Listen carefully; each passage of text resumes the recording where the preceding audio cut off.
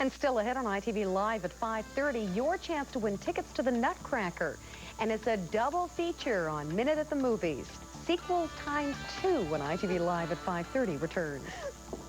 I'm Claire Martin and I can't stop sneezing. When can we expect these balmy weather conditions to last and when will they end? I will have the forecast when we return.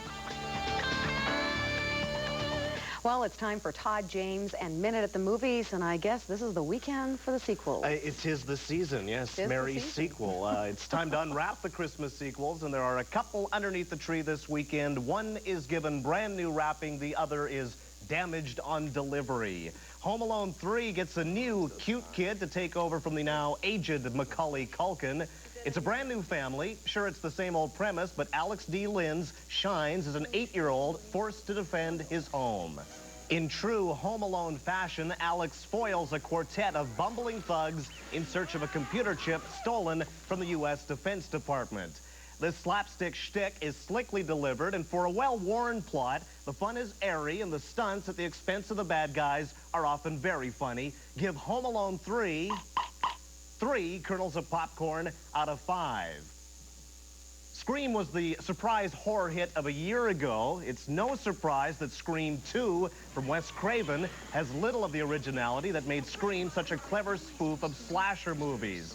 Expect a host of young stars. Jada Pinkett and Tori Spelling are all potential victims, along with survivors of the first movie, including Neve Campbell. Courtney Cox returns as Gail Weathers, the tabloid reporter who covered the initial murders, wrote a best-selling novel, and turned it into a movie, which has spawned a copycat killer.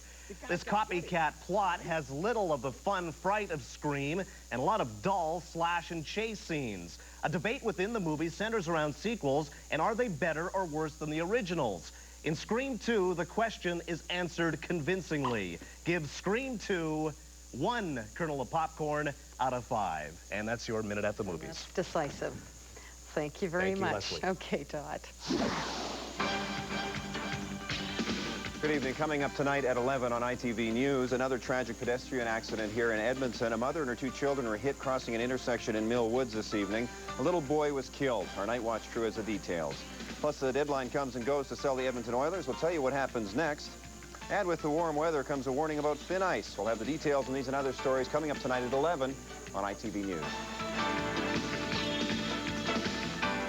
And Todd James joins us now with a Minute at the Movies and an epic, like a 3-hour movie, but over 3 hours just breezes by. It really, and everybody's talking about the price tag. My response to that is, it's not your money. I mean, why worry about it? Forget about the $200 million+ figure attached to this epic 3-hour and 14-minute film.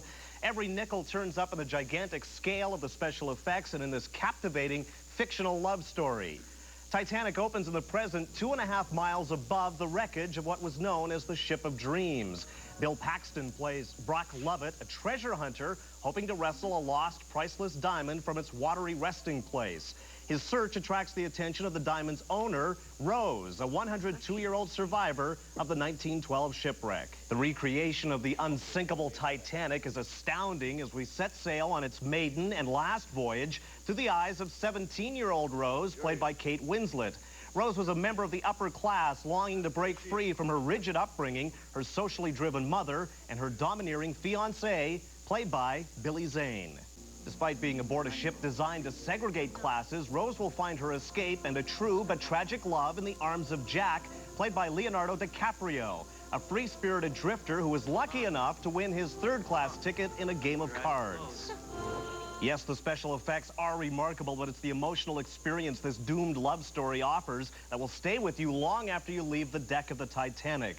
Winslet and DiCaprio give heart-wrenching performances. Their work draws you into the real story, a disaster that cost the lives of 1,500 passengers. Producer, writer, and director James Cameron's attention to detail is staggering, from the reproduction of the ship to the exploration of the cultural attitudes of the time.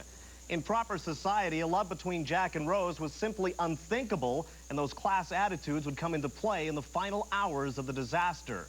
Passionate, romantic, and a true big-screen adventure, give Titanic 5 kernels of popcorn out of 5. And that's your Minute at the Movies. Gonna have to go see that one. Gotta see that one. It's a must-see. Thanks very much, Thank Todd. you, Lesley. Good evening. We're live in the ITV newsroom with a look at what we'll have for you coming up tonight at 11. First up, a sharp-eyed neighbor snaps some photos of a home invasion in progress. Our Night Watch crew will have the latest on the search for suspects. Plus, if you're watching your weight this holiday season, we'll have some tips to watch those calories. And the fastest man in the world got a break from the courts today. These stories and a whole lot more coming up tonight at 11 on ITV News.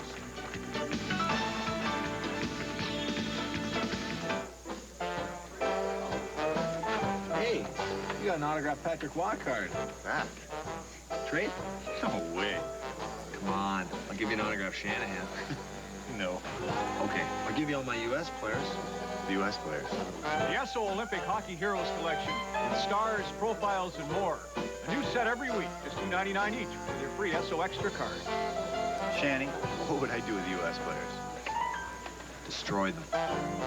Night Watch brings Edmonton's news at night to ITV News at 11. Night Watch is breaking news, the news you need to know before you go to sleep. Every weeknight, Jeff Little is on location in the heart of the city. He's out there to make sure that you get the latest details on the top story, because news doesn't stop when the sun goes down. Get Edmonton's news at night with Jeff Little on the Night Watch and Gord Steinke and Linda Steele at the anchor desk. ITV News at 11. News you count on.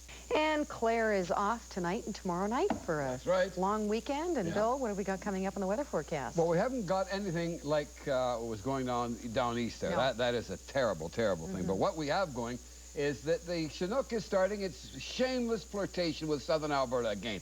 Every place down there was +3, +4, 0, and then now they're all -16 and everything like that. So is that sort of thing going to creep up into Edmonton? Well, as Claire would say, we'll just have to wait and find out. Okay? Thanks very much, Right. Bill. On Friday's First News, we'll find out about Star's latest fundraising campaign. Todd James wags the dog, and Heidi Bates whispers sweet nothings. And some casual clothing Friday from the William Lutsky YMCA. A 9-year-old boy saved his house and possibly the lives of his family members because he knew what to do in an emergency situation. He learned it through his experience in the fire department's safe house, and now the fire department is planning on expanding their program. I'm Carrie Doll. I'll have the story for you just ahead on ITV News at 6.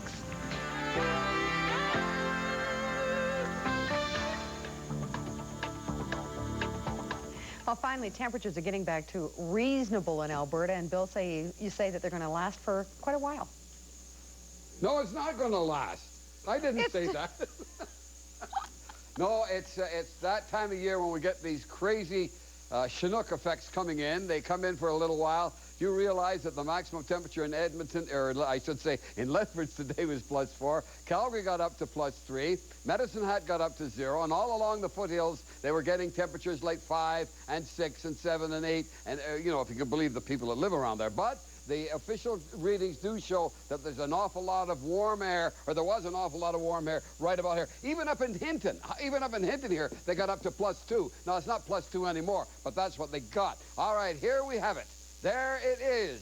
All the stuff is going through here at breakneck speed, as you can see, and as it goes through this way, it's bringing up the warm air from the south. Then when this cloud mass gets over here, that is when it turns around and brings you all the cold air from the north. Consequently, there is not going to be any break in the weather at all. We're still going to have all that kind of stuff, and there's no way we can do it at all. Okay, tonight, let's take a look at what's going to happen.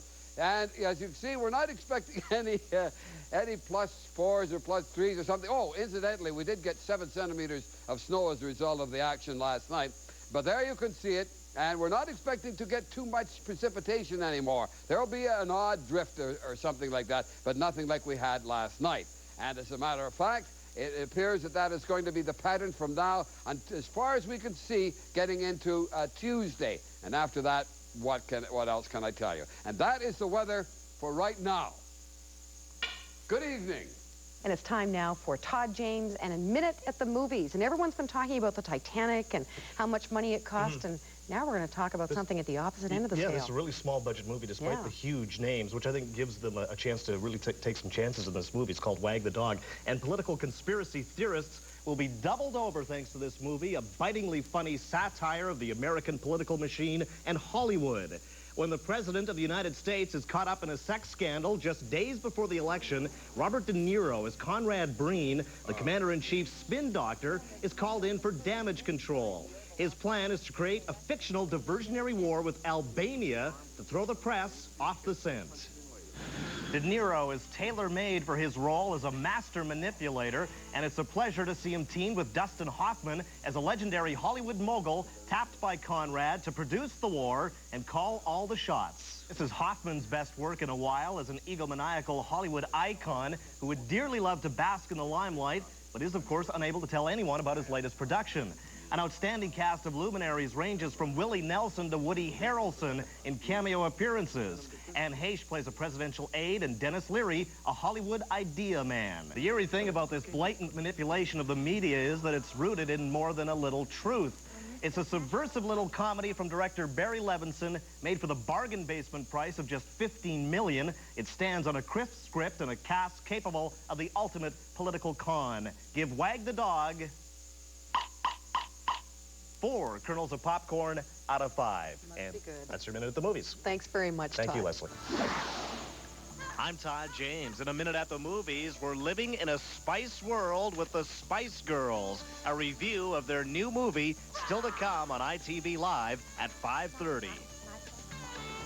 A warning today for teenagers who walk around wearing expensive name brand clothing. I'm Wendy Theberge, and just last night, a 15-year-old boy had his prized Nike jacket stolen right off his back inside this local fast food restaurant. We'll have that story coming up on ITV News at 6 o'clock. What does the next 4 days have in store for us? Bill Matheson has that tonight at 6.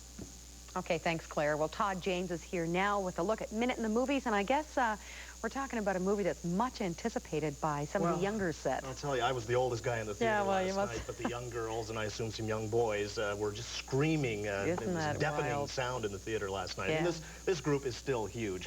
It's time for a dose of girl power in Spice World, starring Baby, Scary, Sporty, Posh, and of course, Sexy, better known as the Spice Girls, the world's latest pop phenom from Britain. If you're not a subscriber of Teen Beat magazine, they may not mean much to you, but the ubiquitous Spice Girls have been burning up the music charts for the past year, and it appears world domination is their ultimate goal. Much in the vein of the Beatles' Hard Day's Night, Spice World turns out to be a fun-filled spoof of the Fab Five while on their way to a major concert.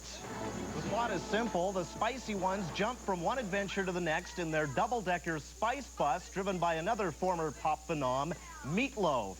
Richard E. Grant is along for the ride as their manic road manager.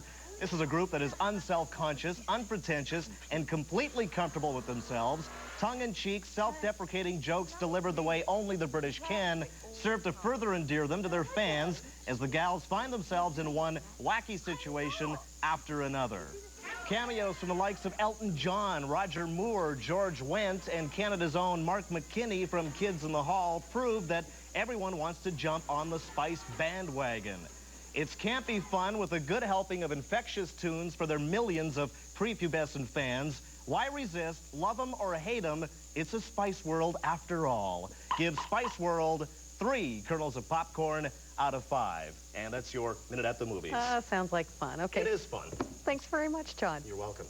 Well, a classic hits this big screen this weekend, and Todd James is here with a Minute at the Movies looking at Great Expectations. Yeah, and if you're looking for an accurate translation of the novel, this is not it. Gwyneth Paltrow and Ethan Hawke attempt to do for Charles Dickens what Leonardo DiCaprio and Claire Danes did for Shakespeare's Romeo and Juliet. Dickens' Great Expectations is given a lush, romantic 90s update with Ethan Hawke starring as Finnegan Bell. As a young Florida boy, Finn's artistic talent leads him to strange and mystical encounters with people who will forever dominate his life. The first is Nora Dinsmore, played by Anne Bancroft. She's the richest woman on the Gulf, but has slipped into madness after being left at the wedding altar. She hires Finn to entertain her with his artistic skills. In her crumbling mansion, Finn meets her young niece, Estella. Finn and Estella will fall in love, but when she suddenly leaves, a despondent Finn will give up his art until a mysterious benefactor gives him the opportunity to continue his career in New York, where they'll soon be reunited. As Finn's career as a budding artist skyrockets, an ex-con appears in Finn's life, played by Robert De Niro. This story of destiny and star-crossed lovers is loosely updated, and literature buffs would be better served curled up with the good book. But romantic performances from Hawke and Paltrow and Anne Bancroft's eccentric work very nearly make it worthwhile. The story, though, is left thin and somewhat hollow, and there's a distance to these characters that's never quite bridged. Give great expectations 2 kernels of popcorn, and that's your Minute at the Movies.